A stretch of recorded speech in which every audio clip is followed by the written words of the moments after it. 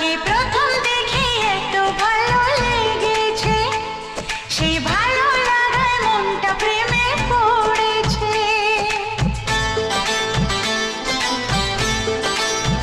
তোমাকে প্রথম দেখেই এত ভালো লেগেছে, সেই ভালো